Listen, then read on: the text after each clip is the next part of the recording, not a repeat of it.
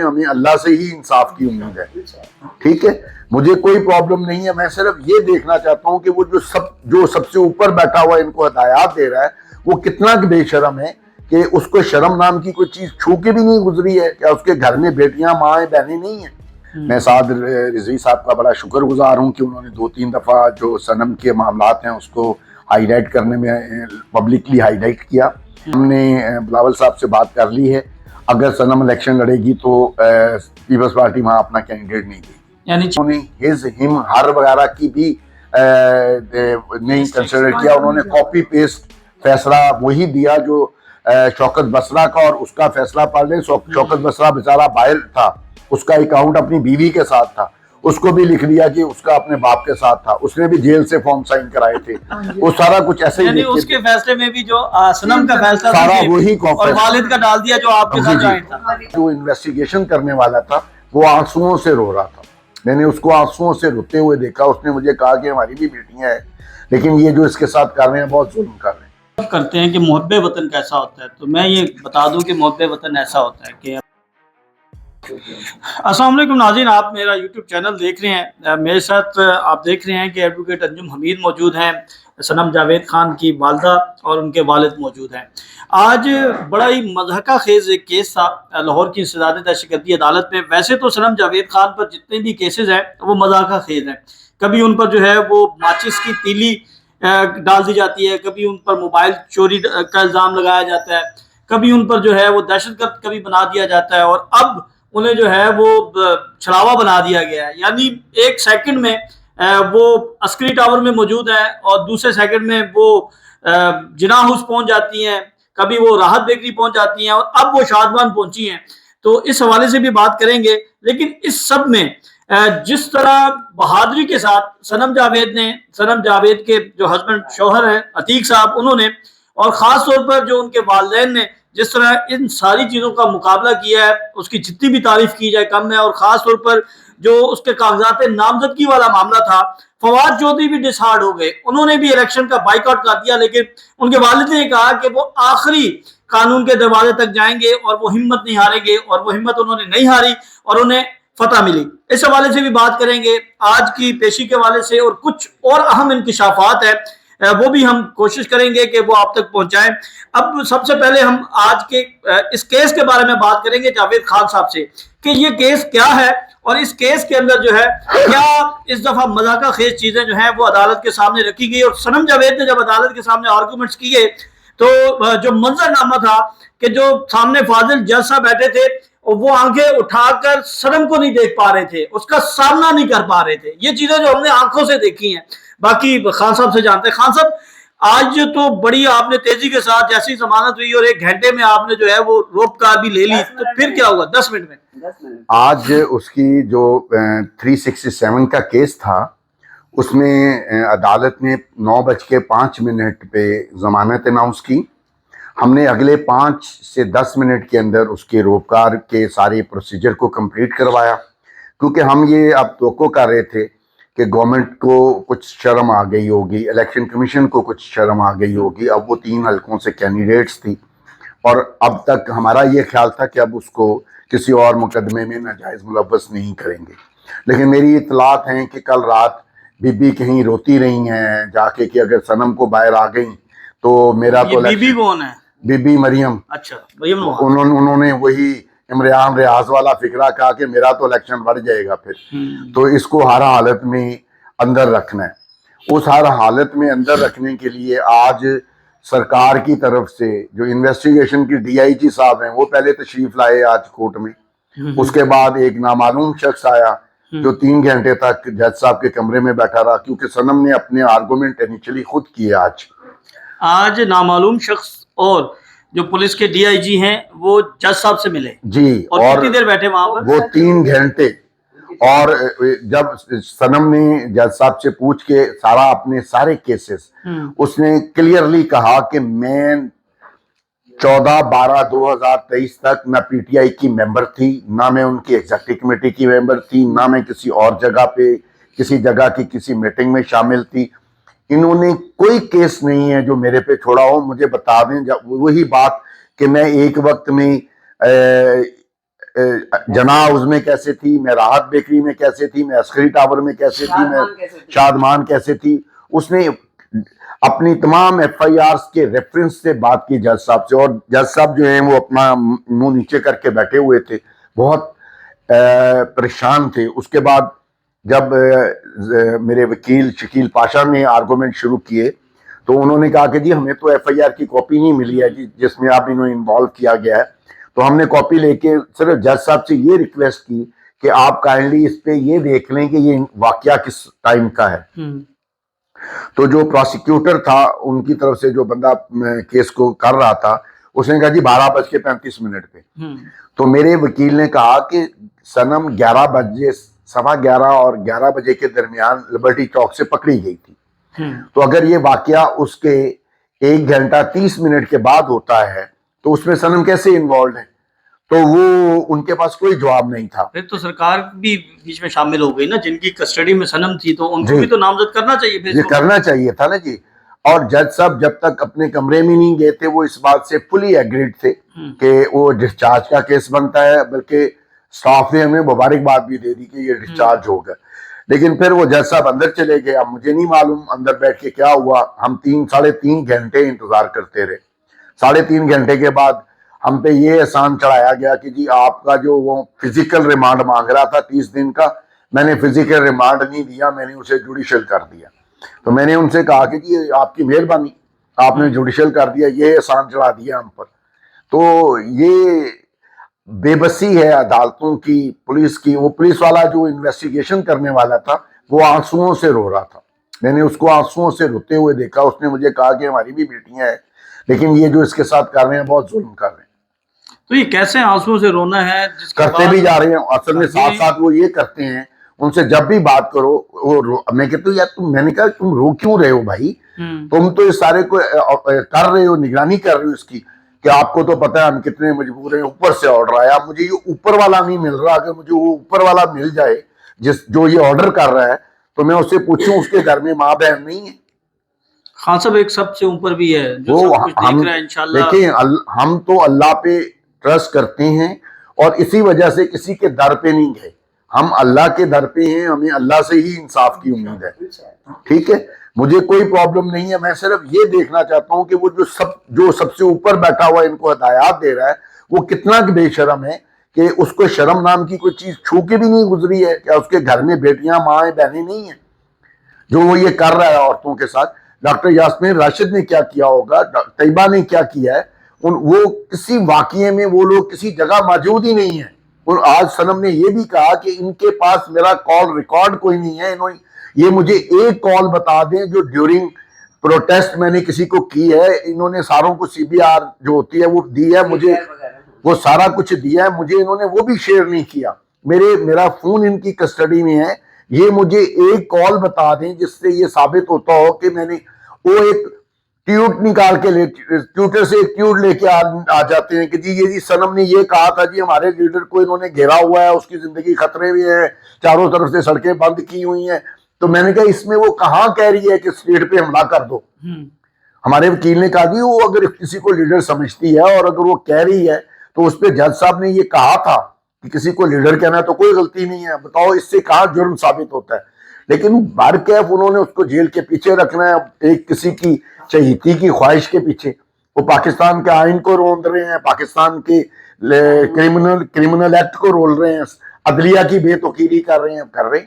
اچھا خان صاحب، یہ کہا جا رہا ہے کہ گزشتہ سماعت پر انہوں نے ایک چھوٹا سا انٹرویو دیا تھا رفتار کو، اور جس پر انہوں نے مریم نواز کے حوالے سے بات کی تھی، تو اس کی وجہ سے جو ہے ان کو ایک اور مقدمے میں نامزد کیا جا رہا ہے. بھائی وہ اس کا رائٹ ہے، وہ جو مرضی کہے. اس نے کیا مریم کو گولی ماری تھی؟ اس نے یہ کہا تھا جی رفتار کی جو ہیں لائک اینکر شاہین ہے، اور اس میں ہم لوگ باہر کھڑے ہوئے تھے. یہ ہم اے ڈی سی کورٹ کے مین کورٹ کے گیٹ کے باہر، اور اس کے حوالے سے میں آپ سے تفصیل سے بات کرتا ہوں. اچھا خان صاحب، اب سوال یہ ہے کہ صنم جاوید کے خلاف 7 مقدمات جو ہیں وہ اب تک سامنے آئے ہیں اور ان سب میں ان کی ضمانتیں بھی ہو جائی ہیں. 7واں یہ ہے، کہا یہ جا رہا ہے کہ اگلا مقدمہ تیار ہے چونگ کا. کوئی ہے آپ کے پاس اطلاعات؟ نہیں، میرے پاس کوئی اطلاع نہیں ہے. چونگ میں کیا ہوا تھا؟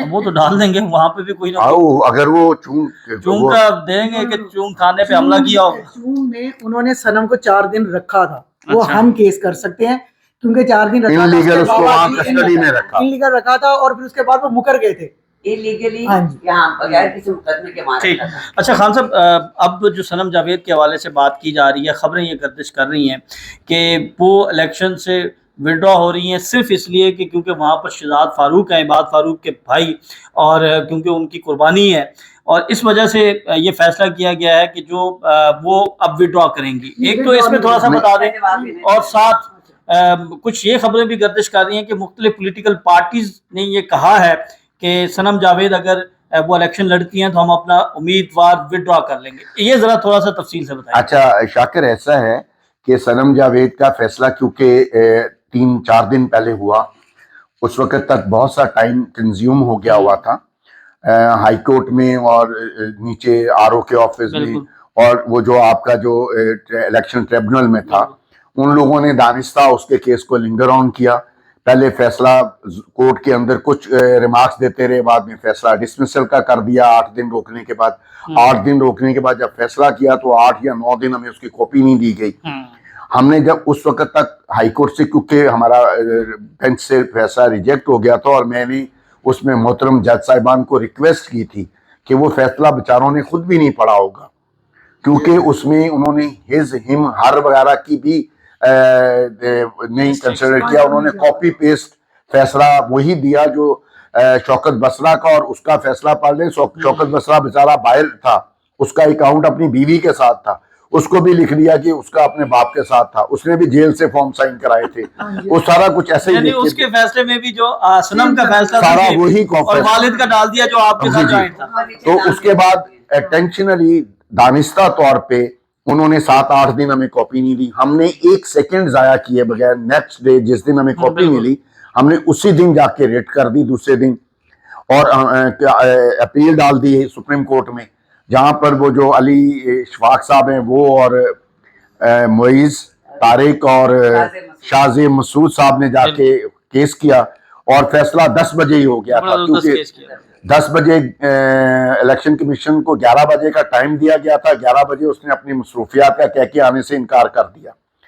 اور میری خوش قسمتی یہ تھی کہ یہ کیس ایک انتہائی آنریبل جج جسٹس منیب صاحب کی سربراہی میں لگا. وہ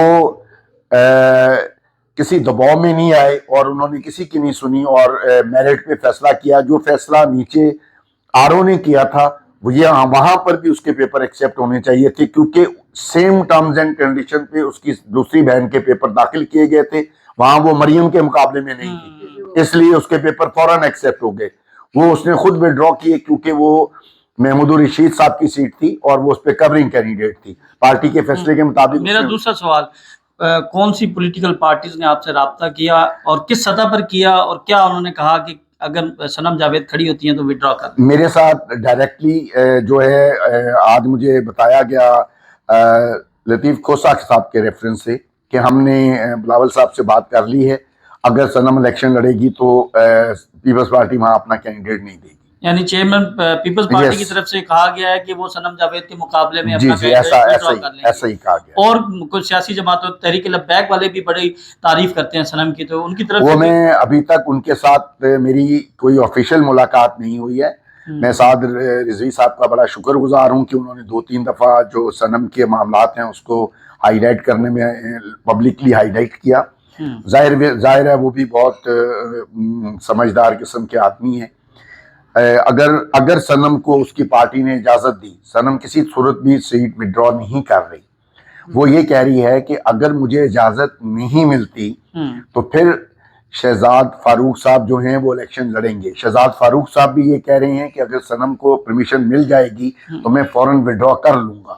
مطلب ان دونوں کے درمیان کسی قسم کا کوئی کلیش نہیں ہے, وہ پارٹی کے ڈیسیژنز کو فالو کریں گے.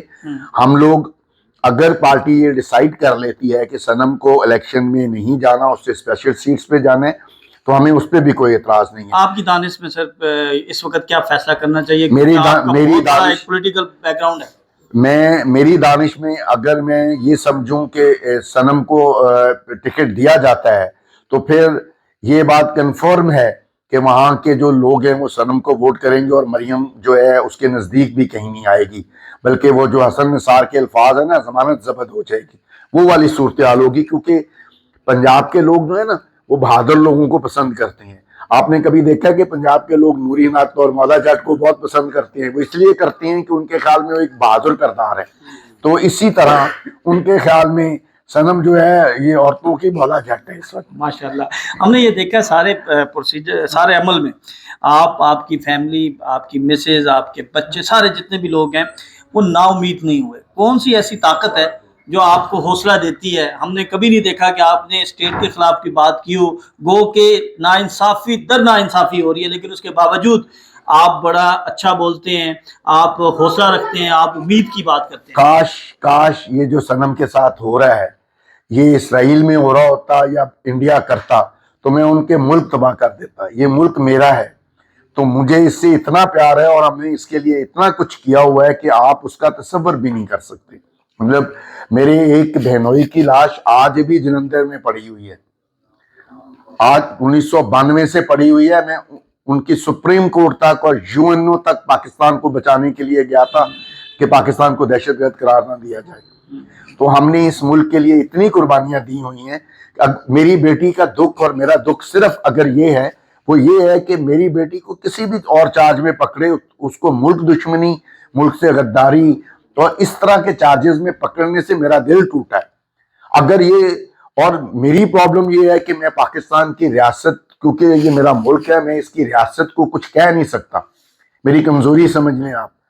اس لیے میں ان کے لوگوں کو صرف جو اس میں وہ کردار، ظاہر ریاست خود تو کچھ نہیں کر رہی، اس میں جو ریاست کے 8 10 12 15 بینیفیشری ہیں جنہوں نے نواز خاندان کو اس ملک پہ مسلط کرنے کے لیے ان کے ساتھ معاہدے کر رکھی ہیں، وہ اس ملک کی بربادی کر رہے ہیں. آنے والی نسلوں کو اس یہاں کے لوگوں سے، ریاست سے جو ہے وہ انائی کر رہے ہیں. وہ دیکھو کسی بھی ریاست سے آپ کی جو لائلٹی ہوتی ہے نا وہ آپ کی عزت، آپ کی زندگی اور آپ کی مال و دولت سے مشروط ہوتی ہے. اگر کوئی ریاست آپ کو زندگی کی ضمانت نہیں دے سکتی، آپ کی عزت کی ضمانت نہیں دے سکتی، تو کوئی بھی آدمی انکنڈیشنل ریاست کا سپورٹر نہیں ہوتا ہے. تو میری آج بھی ریاست کے جو کرتا دھرتے ہیں ان سے یہ ریکویسٹ ہے کہ خدا کے لیے آنے والی نسل کا سوچیں. کسی ایک بھگوڑے مجرم کو اس ملک میں مسلط کرنے کے لیے یا اس کی چہیتی کی خواہش پوری کرنے کے لیے اس حد تک نہ جائیں کہ آنے والی نسلیں آپ سے نفرت کریں. ناظرین ایک سوال ہے، سب کرتے ہیں کہ محب وطن کیسا ہوتا ہے، تو میں یہ بتا دوں کہ محب وطن ایسا ہوتا ہے کہ اپنی بیٹی، اپنے پورے خاندان، ان کے داماد، اتنی مشکلیں، اتنی مصیبتیں، لیکن ابھی تک ان کی زبان پر جو ہے وہ پاکستان زندہ باد کا نعرہ ہے. ابھی ہم نے ٹویٹس دیکھے تھے محیط پیرزادہ صاحب کا، وجاہت علی خان کا، تو وہ شکوہ کر رہے ہیں، باہر بیٹھ کر شکوہ کر رہے ہیں، لیکن یہ یہاں پر میدان کے اندر ہیں، مشکلیں بھی جھیل رہے ہیں، لیکن اس کے باوجود جو ہے اف نہیں کر رہے، اور ابھی بھی پر امید ہیں کہ انشاءاللہ جو ہے وہ انہیں انصاف ملے گا. انشاءاللہ جو ہے ان کی بیٹی، ان کا داماد، ان کی فیملی جو ہے وہ ایک دفعہ پھر اکٹھی ہوگی.